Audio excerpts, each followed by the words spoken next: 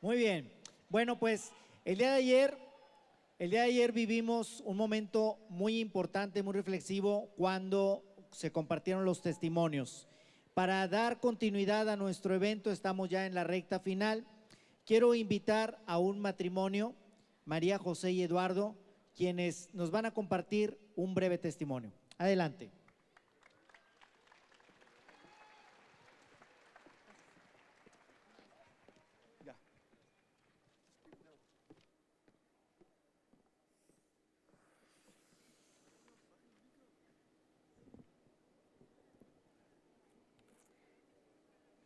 Siempre me sentía acompañada por la iglesia.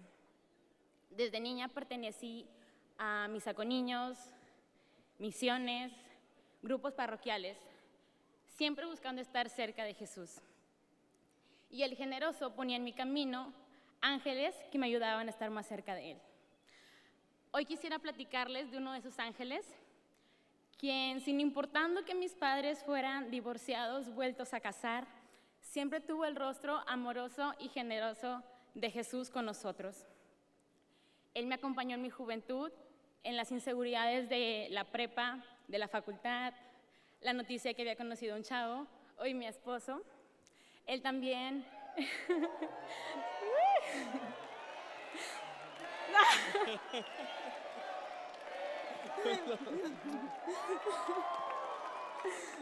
No.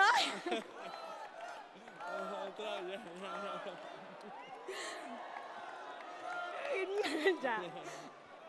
Él nos acompañó también en nuestro noviazgo, recomendándonos una preparación amplia y completa por medio de Focus, por ejemplo, y finalmente su cercanía celebrando la misa de nuestra boda. Él, como responsable de la pastoral familiar, acompaña a todas las familias y ahora ya casada, acompaña a la mía también. Quisiera platicarles que él nos ayudó a bendecir más de 20 casas en nuestra colonia, cuando en otras parroquias no pudieron hacerlo. Él, inquieto y extremo como Jesús, porque así es, logró revolucionar y conmover a la colonia ese día. Y sí, en menos de 2 horas pudo bendecir todas las casas de las personas que se lo habían pedido. Entró a cada una de ellas, a cada habitación, y se dio tiempo de estar con cada una de las familias. Esto es solamente un ejemplo de cómo Él logra tocar los corazones de las personas y de las familias que le abren las puertas. Este ángel, este amigo de Jesús, este sustituto de Jesús, como lo menciona Sor Faustina, es el padre Óscar Lomelín Blanco, coordinador de Pastoral Familiar de la Arquidiócesis de Monterrey y secretario ejecutivo de la Dimensión Familia del Episcopado Mexicano. Muchas gracias, Padre, por querer estar cerca de las familias y por su entrega generosa. Recibámoslo con un fuerte aplauso.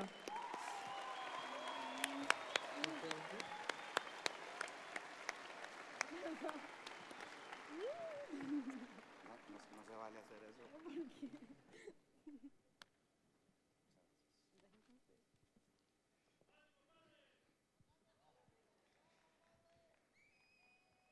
Buenos días. ¿Cómo están? Bien, gracias a Dios. Yo quiero aquí públicamente reclamarle a Chuy y Blanquita, no se vale que me hagan esto ahorita, que me presenten de esa manera porque pues no puedo hablar bien.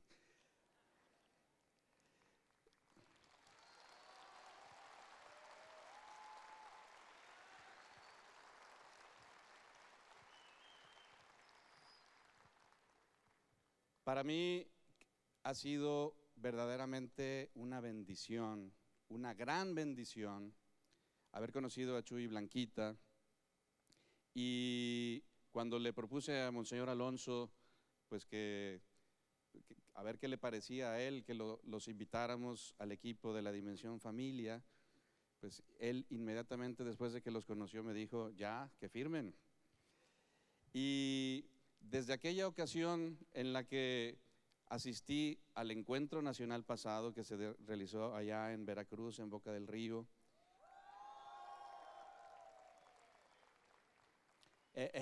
muy ¿Qué bajó? Muy bonita la gente de Veracruz y de todo México. Desde aquella ocasión y en muchas de las visitas a las que acompañé a Chuy y Blanca y en las que tuve oportunidad de conocer a muchos de los que están aquí presentes, de compartir en reuniones, pues las bendiciones se han ido incrementando, se han ido multiplicando hasta llegar a este día, a este fin de semana, en el que estoy seguro que ustedes están de acuerdo conmigo que ha sido un fin de semana, un encuentro nacional de mucha bendición, en el que pues tenemos el corazón así estrujado, en el que pues ciertamente el Señor se ha hecho presente, el Señor está aquí en medio de nosotros y pues yo he recibido pues una difícil encomienda de previo a la celebración eucarística, donde cerramos con broche de oro este encuentro nacional, compartir con ustedes una reflexión. Los invito a que iniciemos, vamos a ponernos de pie, para que sea este mismo Señor Jesús, que a través de su palabra y de muchas otras formas como en la Eucaristía, se hace presente.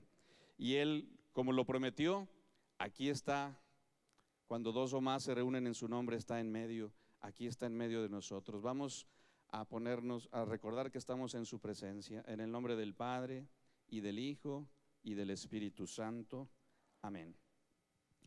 Aquel mismo día, 2 discípulos se dirigían a un pueblecito llamado Emaús, que está a unos 12 kilómetros de Jerusalén, e iban conversando sobre todo lo que había ocurrido. Mientras conversaban y discutían, Jesús en persona se les acercó y se puso a caminar con ellos, pero algo impedía que sus ojos lo reconocieran. Él les dijo: ¿de qué van discutiendo por el camino? Se detuvieron y parecían muy desanimados. Uno de ellos, llamado Cleofás, le contestó: ¿cómo? ¿Eres tú el único peregrino en Jerusalén que no está enterado de lo que ha pasado aquí estos días? ¿Qué pasó?, les preguntó. Le contestaron: todo el asunto de Jesús Nazareno.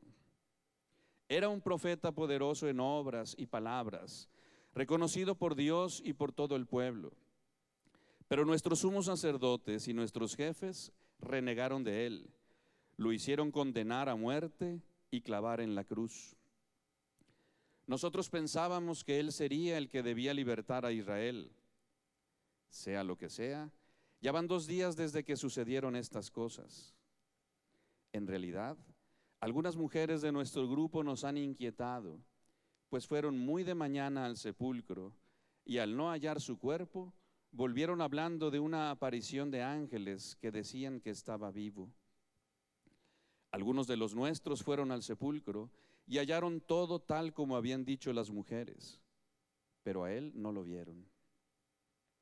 Entonces él les dijo: qué poco entienden ustedes y qué lentos son sus corazones para creer todo lo que anunciaron los profetas. ¿No tenía que ser así y que el Mesías padeciera para entrar en su gloria?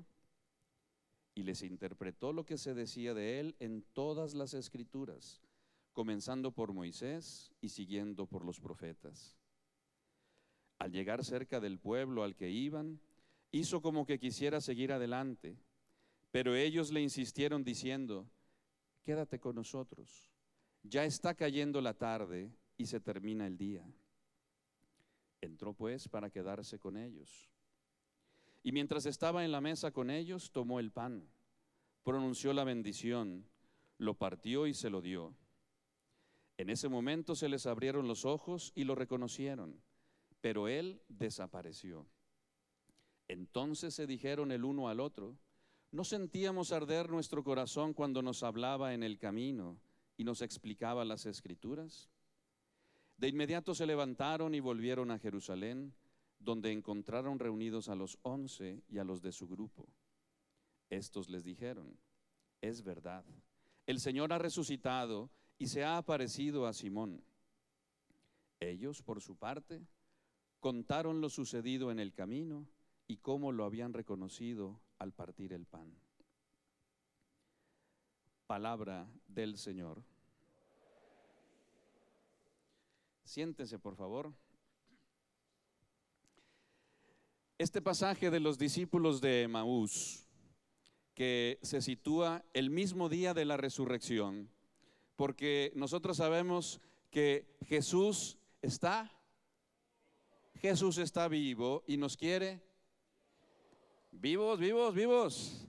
Nos quiere vivos. Jesús está vivo.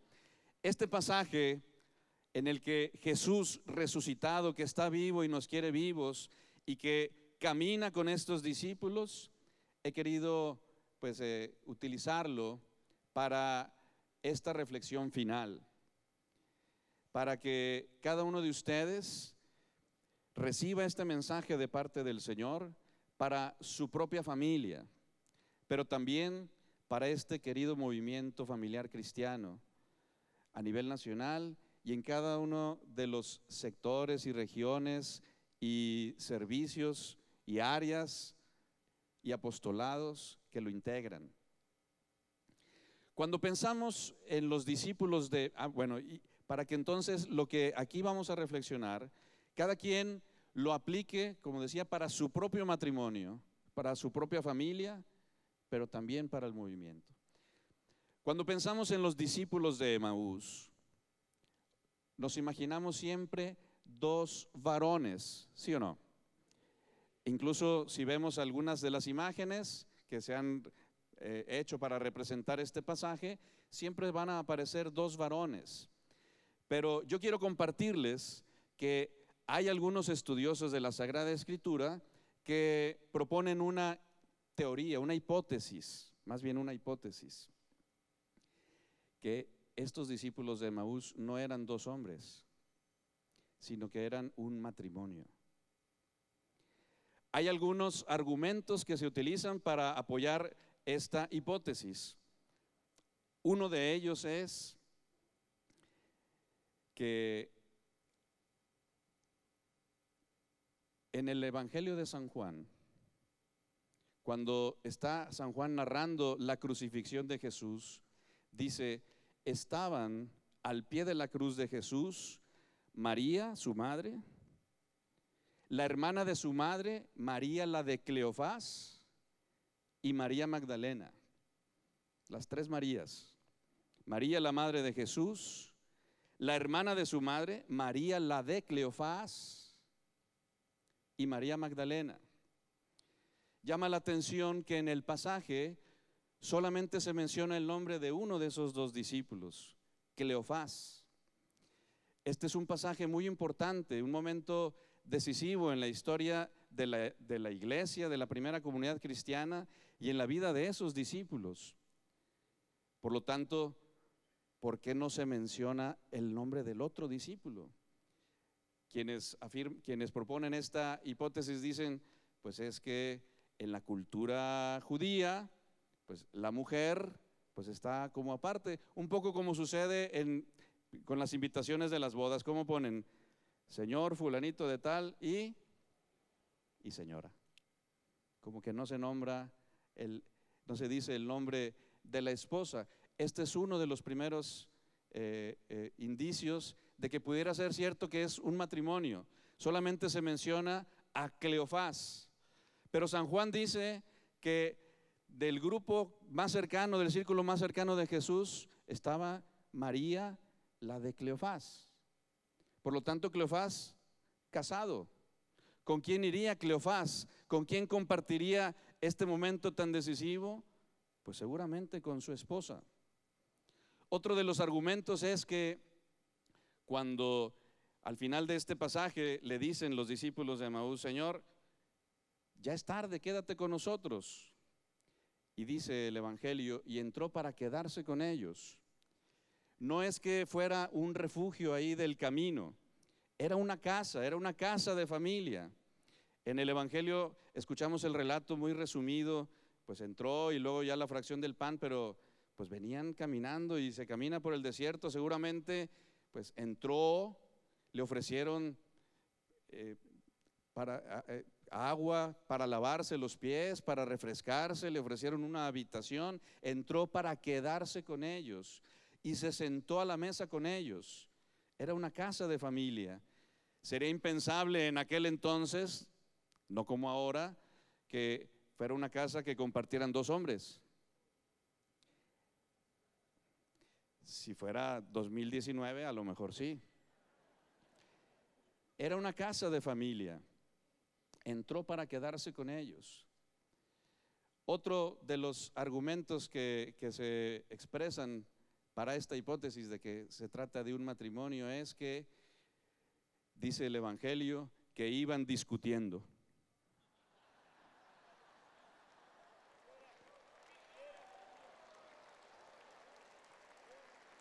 Entonces dicen, ya, sí eran.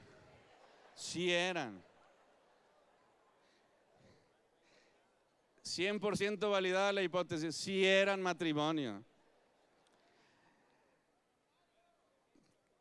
Es más, eran del MFC.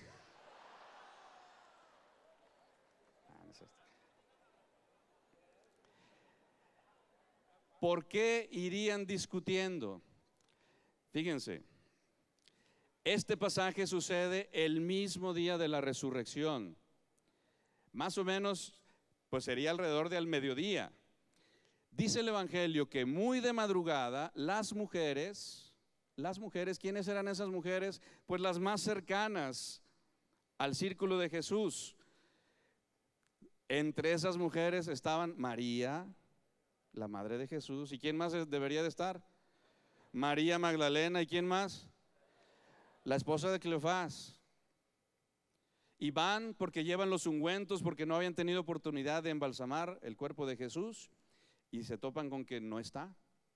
Y unos ángeles le dicen, ¿por qué buscan entre los muertos al que está vivo? Vayan, si ya les había dicho, etcétera. Las mujeres, y esta es una de las riquezas de la mujer que le creen al Señor y le creen a esos ángeles sin cuestionar más. Mujeres de fe, mujeres también pues comprometidas, laboriosas, muy de madrugada fueron a realizar este servicio. Servicio, ¿sí le suena esa palabra, verdad? Y van y le cuentan a los discípulos y a los apóstoles lo que vieron. En la mentalidad de ellas es verdad, resucitó. En la mentalidad de los hombres, de algunos hombres de ese momento, dicen, no, ¿cuál? Que seguramente se robaron el cuerpo y nos van a acusar a nosotros. Y además, si ya mataron al maestro, ahí vienen por nosotros. Vámonos, agarra tus cosas, vámonos. No, pero es que un ángel nos dijo, ¿cuál ángel? Vámonos. Tenemos que regresarnos y rápido porque ahí vienen. Porque después de las 6 de la tarde ya no es seguro andar en la carretera. Vámonos. Pero es que él dijo, y la mujer tenía que obedecer al marido. Y tal vez por eso venían discutiendo, porque estaba confrontándose la visión del hombre de protector, racional, que a pesar de que ya les habían dicho lo que iba a suceder, no, pero es que las cosas se desenvolvieron de tal manera que corremos peligro. Tenemos que regresarnos a casa y ya después averiguamos. La confrontación de esa mentalidad con la de la fe de la mujer. Vámonos. Y venían discutiendo por el camino.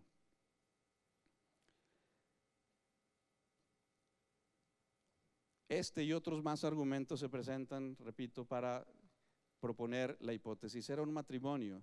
Yo les invito a que asumamos esta hipótesis. Vamos a pensar en los discípulos de Emaús como un matrimonio.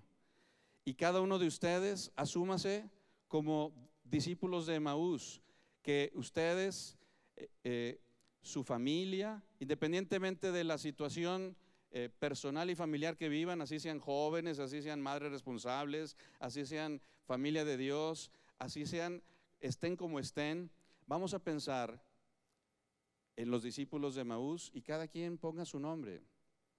Y también vamos a pensar en estos discípulos de Emaús como el movimiento familiar cristiano, porque Jesús sale al encuentro, Jesús no se queda en su lugar y dice, pues yo ya les había explicado, si ellos no entendieron, pues la fiesta como quiera se hace.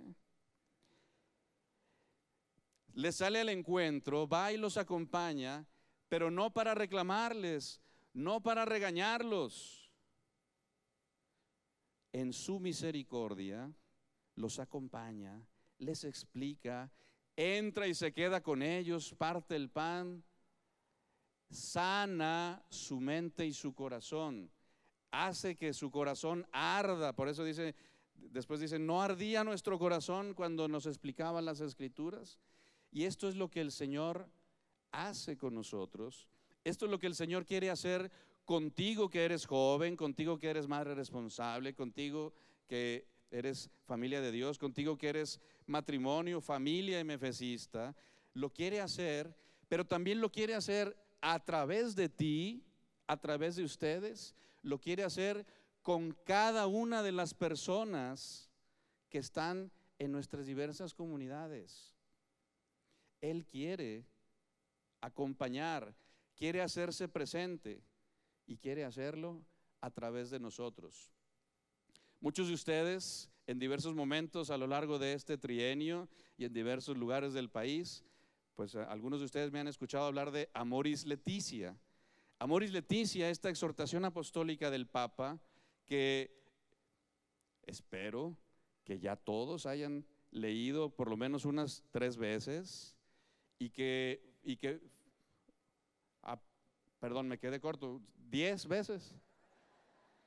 Pues supongo que se rieron porque dijeron, no, padre, tan poquitas, no. Una exhortación que no nada más hay que leer, hay que entender lo que dice el Papa y hay que asumir la invitación que nos hace.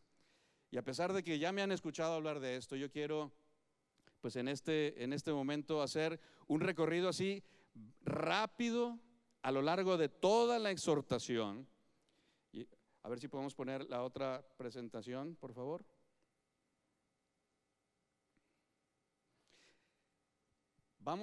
Yo les quiero proponer una lectura así súper breve, ¿sí?, de Amoris Laetitia, en donde yo he descubierto que este pasaje de los discípulos de Emaús está plasmado en la exhortación. Es decir, diversos aspectos del pasaje del Evangelio están ahí plasmados en lo que el Papa nos dice, tanto en cómo es que el Señor Jesús se hace y quiere hacerse presente en medio de nuestras familias y en medio de nuestros dolores y en medio de nuestras luchas, como también la invitación que nos hace a nosotros ser instrumentos para que el Señor llegue a todos, no a unos cuantos, no a muchos, a todos. Entonces me voy a ir así rapidito, porque, repito, yo sé que ustedes ya han leído mucho Amoris Laetitia, ¿sí? Y porque además pues no tenemos todo el día, pero ustedes van a ir viendo los números que yo entresaqué de la exhortación apostólica para que ustedes tomen nota y después profundicen en ellos, ¿sí? Con esto les hago pues una panorámica general de todo Amoris Laetitia, leída desde la perspectiva de los discípulos de Emaús. En primer lugar, el Papa al inicio de esta exhortación, el número 5,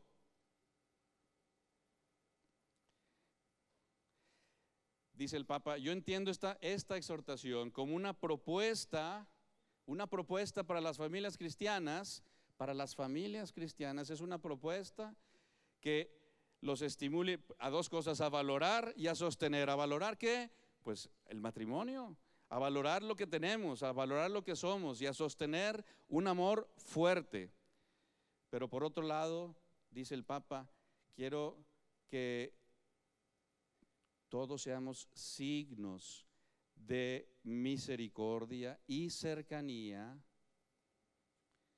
Jesús en el pasaje de los discípulos de Emaús no solamente es un signo de misericordia y cercanía, Él es la misericordia que se hace cercana, que se hace presente, que camina con, que escucha con paciencia, que explica, que entra, que comparte. Signos de misericordia y cercanía allí donde la vida familiar no se realiza perfectamente o donde no se desarrolla con paz y con gozo. Ahí donde hay dolor, donde hay sufrimiento, allí donde hay situaciones que no entendemos, que incluso a veces no compartimos, pero a donde quiere llegar el Señor. Muy bien. ¿Cuántos capítulos tiene Amor y Leticia?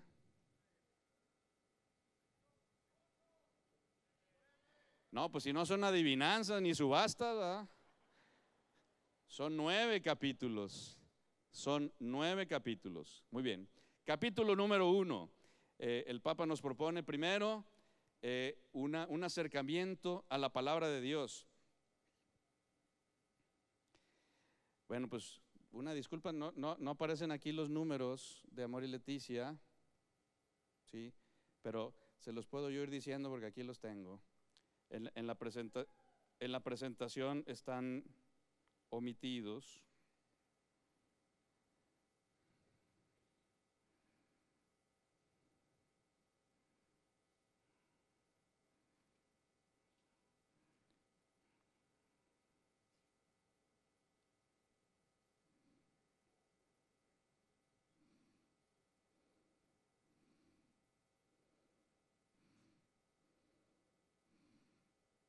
Muy bien. En número 8 de Amor y Leticia, dice el Papa, la Biblia, toda la Sagrada Escritura está poblada de familias. Comienza con el primer matrimonio, Adán y Eva, termina con las bodas del Cordero. ¿Quién es el Cordero? Jesús. Él es el novio. ¿Y quién es la novia? La iglesia. ¿Alguien ha visto alguna vez la iglesia? Yo nunca he visto a la iglesia. Conozco a quienes formamos la iglesia, a un bautizado, una bautizada, un hermano, ¿sí? ¿Quién es la iglesia? Nosotros todavía queda así como masivo. ¿Quién es la iglesia? Yo. Y si cada quien dice yo, pues hacemos el nosotros. ¿Quién es la iglesia? A ver, levanta la mano. Por lo tanto, ¿quién es la novia del Cordero? A ver, varones, no pasa nada si decimos yo. No se les va a caer nada. La iglesia, ¿sí? Jesús es el Cordero y quiere desposarse con su iglesia, que somos cada uno de nosotros, y esa es la vocación que compartimos, la boda, ¿sí? Es decir, la unión, ¿sí? Íntima por amor que Jesús quiere establecer con nosotros. Por lo tanto, Jesús es el Cordero, es el novio. ¿Y la novia quién es? ¿La novia quién es? Ok, estamos preparándonos para la boda. Estamos preparándonos para la boda. ¿Y cómo se prepara uno para la boda? Hay muchas cosas que preparar, ¿sí? Jesús habla en el Evangelio del banquete de bodas y cómo el rey entra y ve que uno en el banquete de bodas no va vestido de fiesta y tú para afuera. ¿Cuál es el vestido de fiesta? Cuando la santidad. ¿Y qué significa? Cuando dice Jesús que cuando Él venga al final de la historia va a poner a las ovejas de un lado y a los cabritos, los grandes y los chiquitos. ¿Cómo se les llaman los cabritos grandes? Cabritotes y cabrititos a la izquierda. Y ya sabemos cuál es el criterio para que estén unos a la derecha y otros a la izquierda. La misericordia. Por eso el Papa, signos de misericordia y cercanía allí donde hay dolor, donde hay heridas. Bueno, la Biblia está poblada de familias, y esas familias, ¿qué pasó?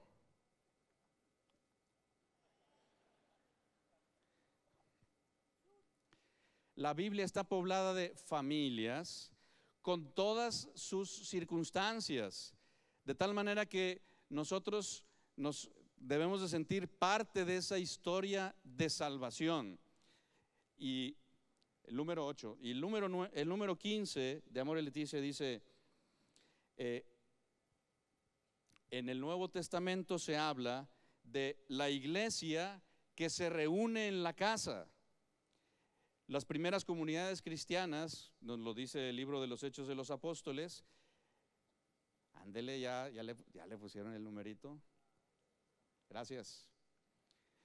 Ahorita en friega está uno ahí poniéndole los numeritos. Número 15. La iglesia que se reúne en la casa. Esos discípulos de Emaús, ese matrimonio, ¿sí? Esa familia que le abre la puerta a Jesús. Dice el libro del Apocalipsis, yo estoy a la puerta y llamo. Yo estoy a la puerta y llamo. Si me abres, entraré y cenaremos juntos. La iglesia comenzó así, se reunían en las casas.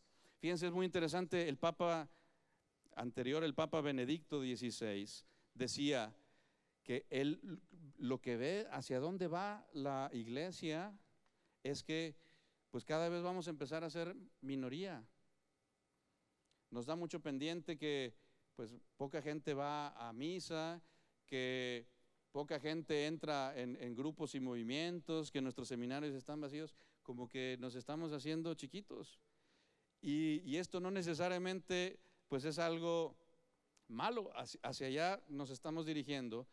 Llegará el momento en que sea como un nuevo inicio. Reunirse en casa, ¿sí? En donde nos reunamos para la oración y en donde la Eucaristía sea el centro, como le sucedió a los discípulos de Emaús, pues esto es lo que va a revitalizar el amor en nuestra familia, esto es lo que va a revitalizar nuestro movimiento, y esto es lo que va a revitalizar a la iglesia y a la sociedad. En el número 22 dice el Papa, la palabra de Dios no son así como tesis abstractas, no es como para poner citas bíblicas bonitas, como para a ver qué cita bíblica queda para este tema, para esta dinámica, para esta hora santa. La palabra de Dios es una compañera de viaje. Fíjense, a mí me llama la atención cuando de repente se acercan con un servidor, padre, ¿me bendice la Biblia? Y yo digo, pues es que la Biblia es la palabra de Dios, es Dios mismo presente en medio de nosotros. Jesucristo es el verbo, la palabra de Dios que se hace presente. La palabra de Dios se hace compañera de camino, es Jesús, ese compañero de camino, que además que Él mismo es la palabra y los acompaña, les explica las escrituras a esos discípulos de Emaús. Escuché hace rato que una de las debilidades es pues que no nos estamos alimentando adecuadamente de la palabra de Dios. Y la palabra de Dios, Jesucristo en persona y la Sagrada Escritura quieren ser los compañeros de camino de tu familia, de tu realidad, de tu movimiento, pero también quiere llegar a los que no lo han conocido, porque quienes están en crisis, quienes están en medio de algún dolor, quienes de repente pierden la brújula, necesitan la palabra de Dios. Número 29 dice, la familia entonces está llamada a compartir la oración cotidiana, la lectura de la palabra de Dios, la comunión eucarística, para hacer crecer el amor y convertirse más en templos donde habita el Espíritu Santo. Este tiene que ser nuestro alimento. Este tiene que ser la base de nuestra de nuestro ser y de nuestro quehacer. Capítulo 2. Realidad y desafío de las familias. Dice el Papa, a veces tenemos que reconocer que a veces nuestro modo de presentar las convicciones cristianas, la forma de tratar a las personas, a veces no han sido las mejores.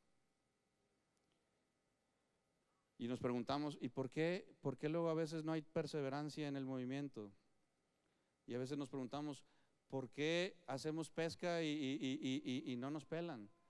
O no vienen tantos. A veces nos preguntamos, ¿por qué tantos jóvenes están optando por vivir sin unirse en matrimonio? A veces nos preguntamos, ¿por qué luego nuestros seminarios y casas de formación religiosa se están vaciando? Dice el Papa, pues hay que cuestionarnos. Tal vez nuestra actitud, tal vez nuestra ausencia, tal vez nuestra indiferencia, tal vez nuestra manera de ser o de hacer las cosas, pues no está manifestando nada. Dice el Papa, tampoco hemos hecho un buen acompañamiento de los nuevos matrimonios en sus primeros años, con propuestas que se adapten a sus horarios, a sus lenguajes, a sus inquietudes más concretas.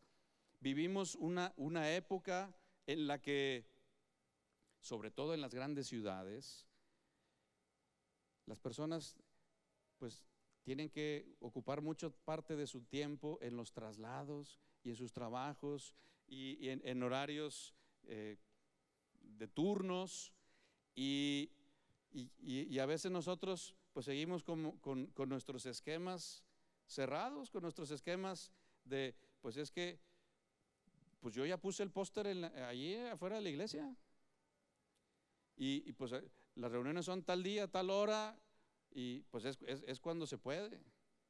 Y decía yo, Jesús no se queda en su lugar, sino que va y sale. Es lo que el Papa Francisco está diciendo, es la iglesia en salida.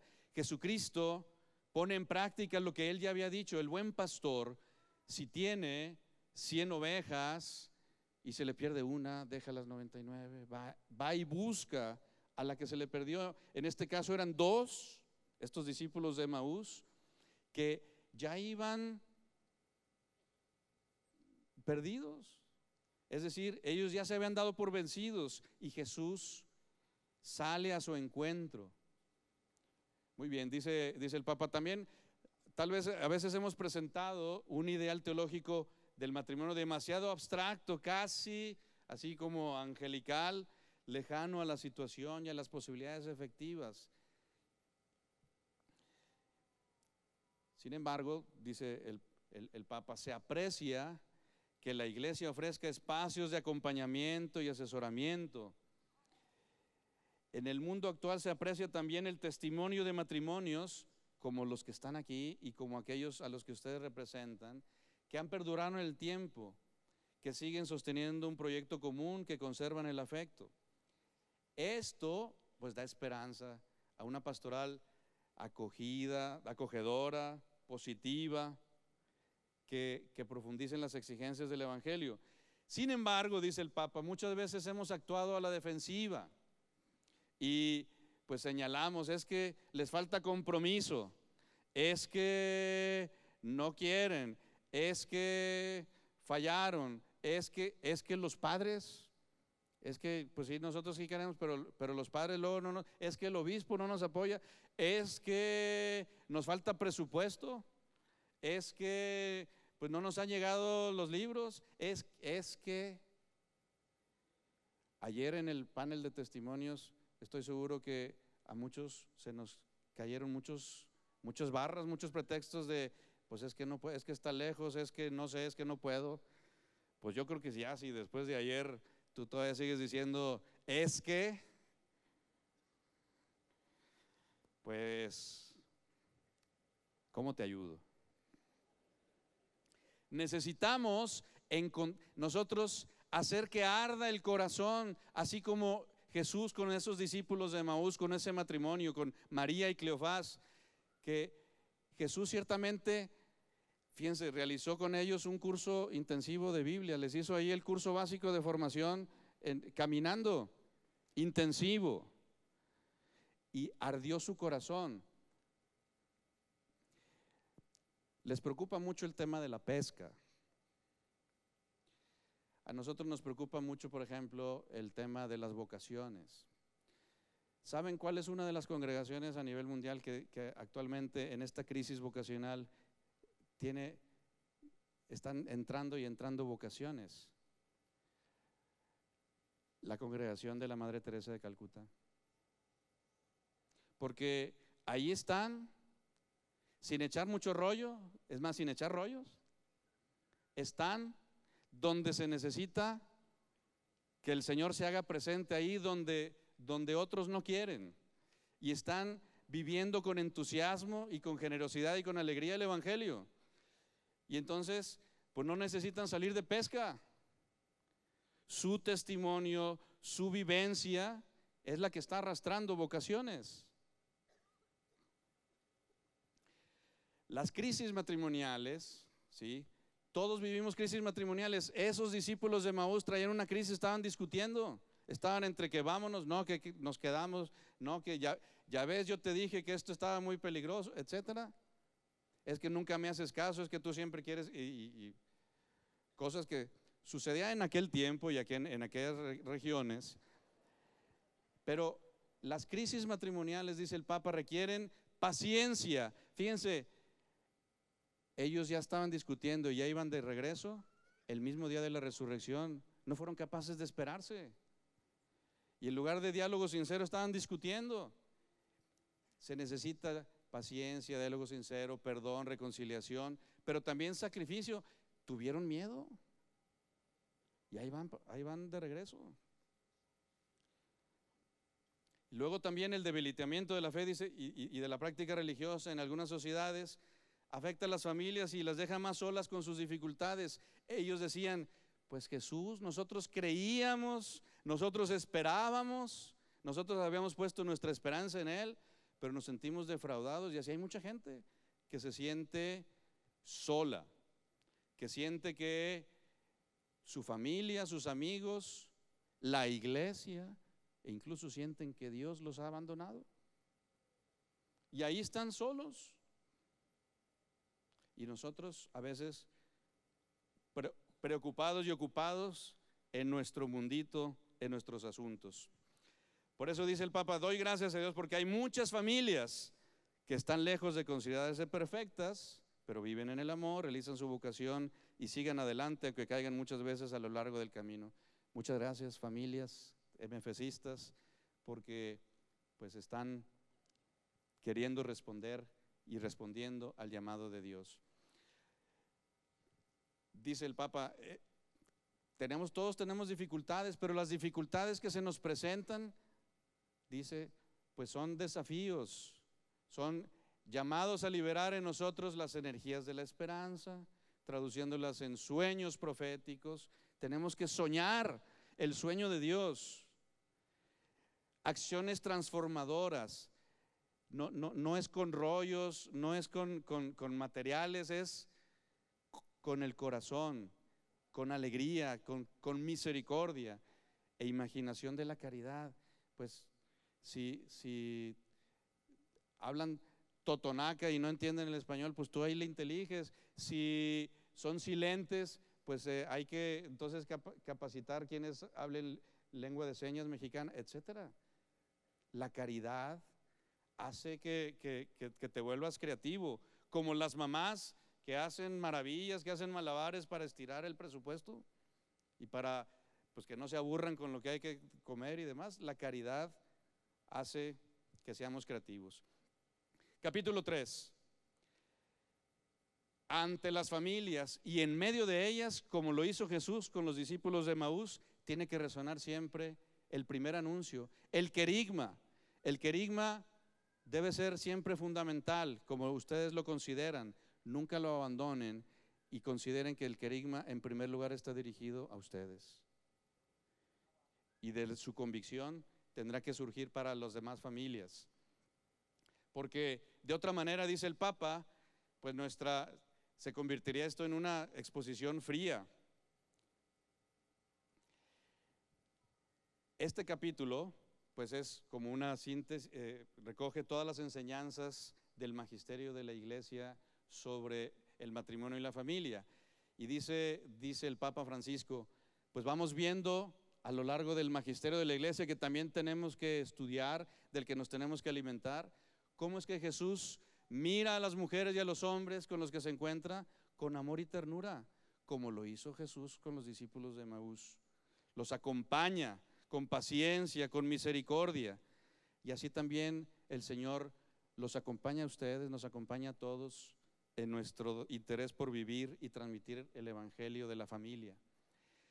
Cristo, como lo hizo con los discípulos de Emaús, mediante el sacramento del matrimonio sale al encuentro de los esposos cristianos y permanece con ellos, entra a su casa. Y esto ya es un anticipo de lo que mencionaba yo hace un momento, de las bodas del Cordero. Cuando participamos en la misa, estamos anticipando, estamos de alguna manera como ya participando ya desde ahora del banquete de bodas del Cordero con su iglesia, que somos cada uno de nosotros. Capítulo 4 habla del amor y el Papa Francisco hace un desglose del himno a la caridad de San Pablo. Tendríamos que revisar cómo él va desglosando cada una de las características del amor. El amor es paciente, es generoso, servicial, etc. Y entonces, dice el Papa, esto habla de la caridad conyugal. El amor del matrimonio, ¿sí?, es el que los une, es el que los santifica, pero tiene que estar unido al amor de Jesús. Alejados de Jesús, como aquellos discípulos de Emaús que ya se iban alejando, y conforme se iban alejando, pues iban tristes, iban discutiendo, iban decepcionados, iban con todo el peso de la tristeza, del dolor, etcétera. Jesús los acompaña, sale a su encuentro, entra con ellos, comparte con ellos la Eucaristía. ¿Y cómo regresaron a Jerusalén? Renovados, fortalecidos. Es solamente unidos a Cristo, como el amor en la familia, como el amor en el movimiento, podrá superar nuestra fragilidad y nuestras limitaciones. Es decir, el matrimonio, la familia, reciben la gracia de Cristo de amarnos, ya no nada más como decía en el Antiguo Testamento, amar a Dios sobre todas las cosas y amar al prójimo como ¿qué? Así decía el Antiguo Testamento. Luego Jesús dice, amar al prójimo con el mismo amor con el que Él nos ama a nosotros. Y esa es la gracia que nos concede el Señor. Un amor como el de Cristo. Por lo tanto, si el Señor nos da esta misión, y cuando Él da una misión da la gracia, si Él nos está invitando a amar como Él, pues entonces tenemos que hacer las cosas como Él y salir a caminar y escuchar y ser misericordiosos y entrar y compartir y orar juntos, etcétera, como Jesús lo hace.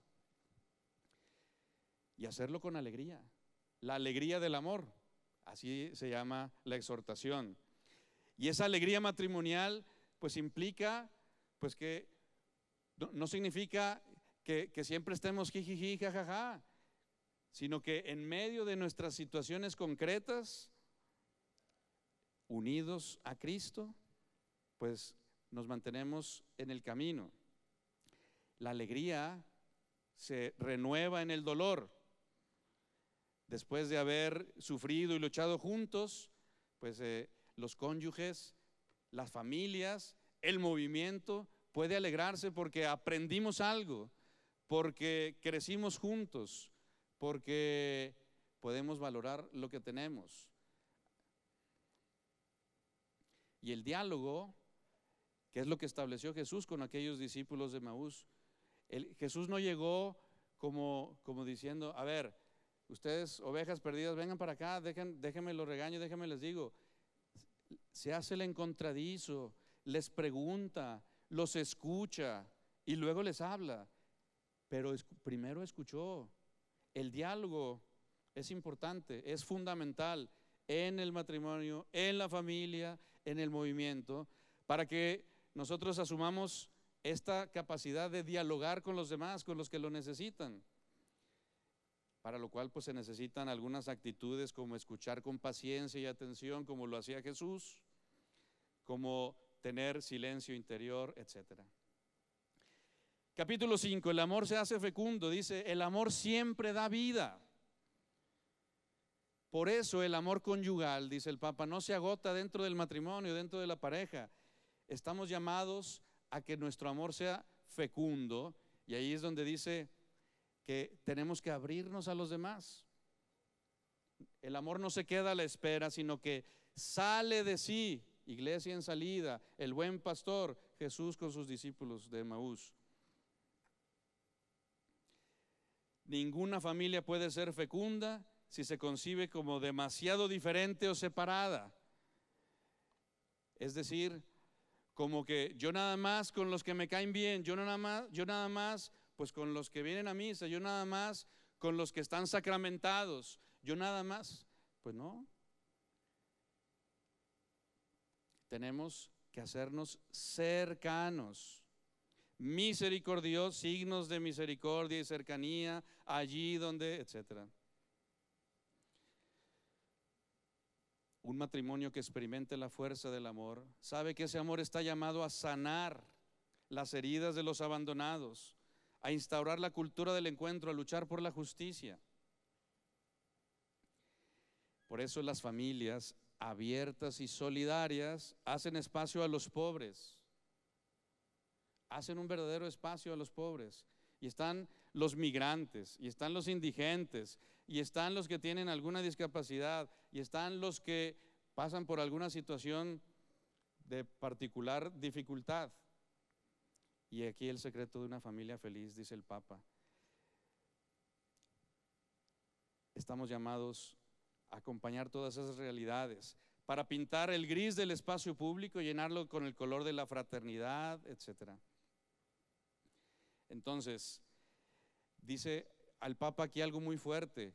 Cita al apóstol San Pablo cuando habla de los cristianos que se reunían para la fracción del pan, para la Eucaristía, y comulgaban, pero hacían a un lado a los pobres, a los que no tenían. Y dice, pues eso no es fraternidad. Tenemos que considerar que si Jesús entra a nuestra casa, comparte con nosotros el pan, es porque quiere hacerse presente a través de nosotros con los demás, para que nosotros compartamos lo que somos y lo que tenemos.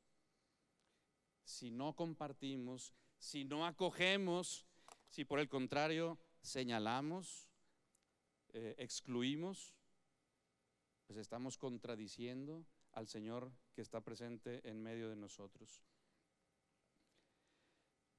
La Eucaristía, pues es un llamado a abrirnos a los demás. Y esto pues incluye a la familia ampliada, pero a todo aquel que lo necesita.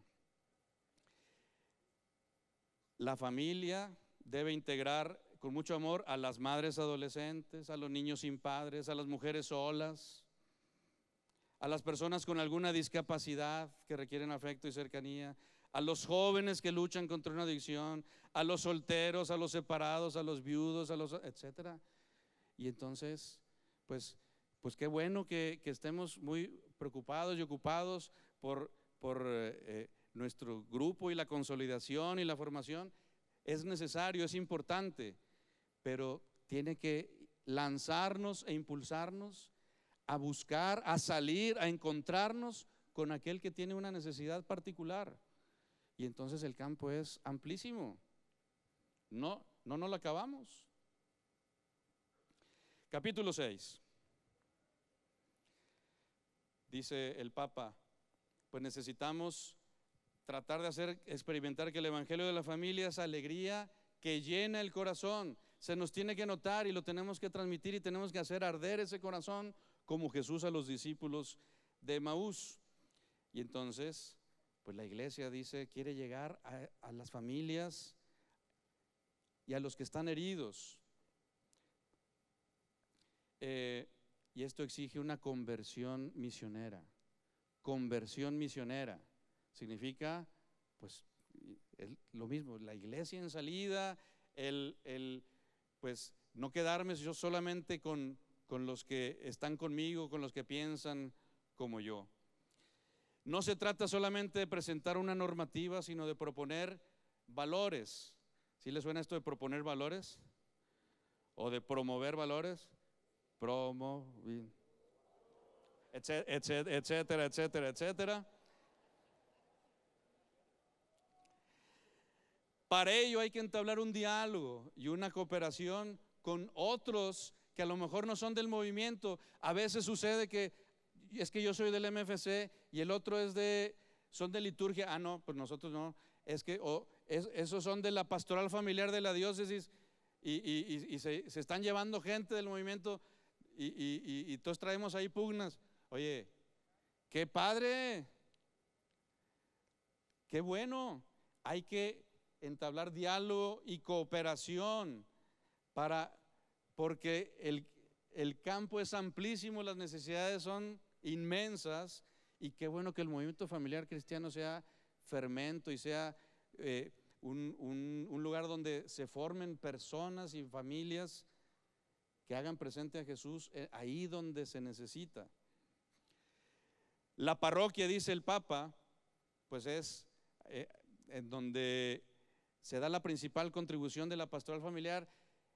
Hay que acercarse a las parroquias, hay que acercarse a la pastoral familiar diocesana, hay que acercarse con el obispo, hay que acercarse con el sacerdote, y así como es, y así con lo que tiene y con lo que puede, nosotros aportar lo que el Señor ha hecho en nosotros y decir, ¿dónde se necesita? Yo voy, yo iré, porque el Señor me ha dado tanto y tengo que compartirlo.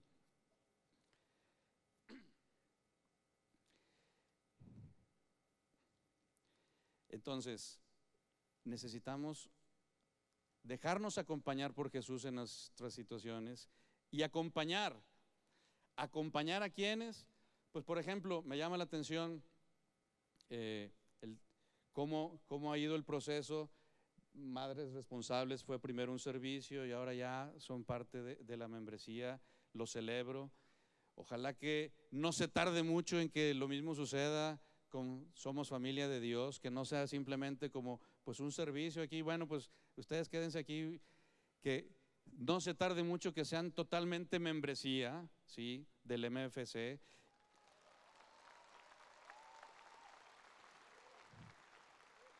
Yo me acuerdo cuando hace algunos años estaban reflexionando sobre este tema de divorciados vueltos a casar y demás, y había quienes decían, no, es que se está traicionando el carisma. ¿Cuál carisma? Pues sí, es movimiento familiar cristiano y las familias, ¿sí? O sea, es la familia de Dios que está integrada por diversas realidades y diversas situaciones. Y hablando de carismas, el apóstol San Pablo dice, el principal carisma es la caridad.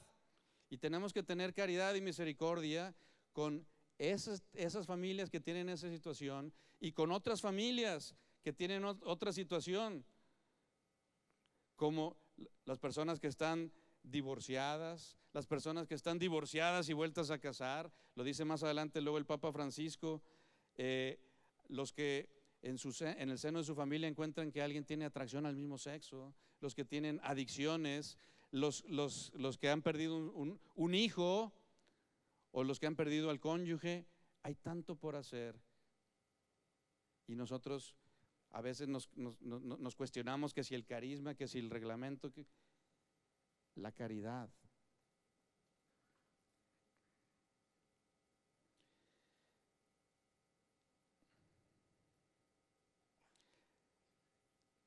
los divorciados, repito, los divorciados vueltos a casar, y todos los que sufren de alguna manera necesitan ser acogidos. Son familia de Dios, son hijos de Dios, son hermanos, y no podemos juzgar, sino acompañar, acoger, invitar, ayudar a sanar las heridas.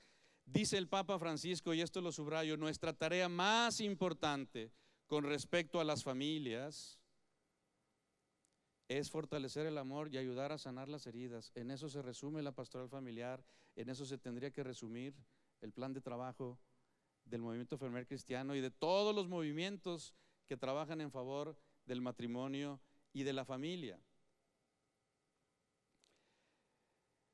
Muy bien, las familias monoparentales,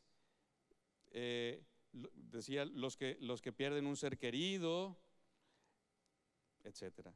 Capítulo 7, la educación de los hijos.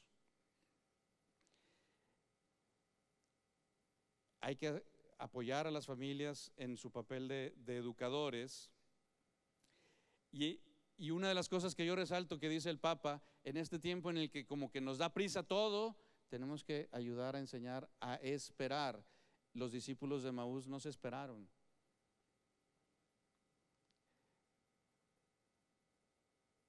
A esperar, la virtud de la esperanza. Y este número al que hacían referencia hace un momento Marco y Marta, pues necesitamos educarnos y educar a escuchar, a compartir, a soportar, a respetar, a ayudar, a convivir. La familia tiene que inventar todos los días nuevas formas de promover el reconocimiento mutuo. Los discípulos de Emaús no reconocieron a Jesús y a veces como que no alcanzamos a reconocer a Jesús en alguien. En algunas personas nos cuesta más trabajo identificar a Jesús, reconocerlo, y necesitamos inventar todos los días nuevas formas para reconocerlo. Capítulo 8, pues es esto mismo que he venido diciendo, estos números que ustedes les decía, tomen nota, cómo es que el Señor pues nos invita a acompañar a los hijos más frágiles, a los que están heridos, ¿sí? Dice el Papa, no se olviden que la iglesia pues es como un hospital en medio de campaña. Hay muchas situaciones de fragilidad e imperfección y a veces pareciera como que en lugar de la lógica del evangelio, de la integración, de la acogida, pues tenemos la lógica de la exclusión. Tenemos que evitar los juicios, integrar a todos estos hermanos que sufren pues por alguna situación particular. Todo el capítulo 8, y estos son los números que les pido que ustedes profundicen, nos llama a la misericordia, que no solamente es el obrar del Padre, sino el criterio para saber quiénes son verdaderamente sus hijos, la misericordia. Todo en nuestra acción pastoral tendría que estar revestido de esa ternura, de esa misericordia, para no ser controladores de la gracia, aduanas, dice el Papa. No tenemos el monopolio de la gracia, ni el monopolio de la familia, ni el monopolio del evangelio. Tenemos que ser facilitadores, acompañantes, misericordiosos. Y por último, el capítulo 9, pues dice el Papa, la familia tiene su propia espiritualidad, y la espiritualidad matrimonial y familiar es la presencia de el Señor en medio de ellos. Cuando los esposos se aman, cuando los esposos se manifiestan ese amor, cuando oran juntos, ahí está el Señor presente, como está presente en la alabanza de su pueblo. Y entonces los va acompañando en cada circunstancia. Tenemos que tener esa confianza y esa esperanza en el Señor. Todo lo que vive una familia puede formar parte de su espiritualidad si lo hacemos con esa conciencia. Por lo tanto, la oración en familia, la participación en la Eucaristía, las devociones populares pero sobre todo la salida. El Papa insiste en que cuando la familia acoge en su seno, se hace hospitalaria de los más necesitados, de los heridos, pues está siendo fermento en medio del mundo. Por lo tanto, cuando una familia acoge y sale hacia los demás, especialmente hacia los pobres y abandonados, es símbolo, testimonio y participación de la maternidad de la iglesia. El querigma, la formación y todo lo que vivimos tiene que traducirse en acciones concretas, en misericordia. Termina pues este documento, esta exhortación, donde el Papa nos dice: caminemos, familias, tenemos que seguir caminando. Lo que se nos promete siempre más. No desesperemos por nuestros límites. Nosotros creíamos que, nosotros esperábamos que, nosotros nos propusimos estas metas y no ha sucedido. No desesperes, sigue caminando. No desesperemos por nuestros límites, pero tampoco renunciemos a buscar la plenitud de amor y de comunión que se nos ha prometido. El Señor nunca nos va a abandonar, como no lo hizo con los discípulos de Emaús. El Señor, siempre que le abramos la puerta, entrará y cenaremos juntos. Pero el Señor siempre nos va a invitar a que salgamos para que tengamos nosotros esa misma actitud, esa misma misericordia, y para que, como dice el Papa Francisco, fortalezcamos el amor y ayudemos a sanar las heridas emocionales. Pues a Marco y Marta y a todo su nuevo equipo nacional, pues yo les reitero lo que ya Monseñor Alonso ayer les decía: cuentan con nosotros, con la dimensión familia de la Conferencia del Episcopado, cuentan con un servidor, y todos ustedes siguen contando con nosotros y con un servidor como sacerdote, como amigo, con nuestra oración y con lo que desde nuestro servicio en la pastoral familiar podamos hacer. Que el Señor los siga bendiciendo. Muchas felicidades y muchas gracias.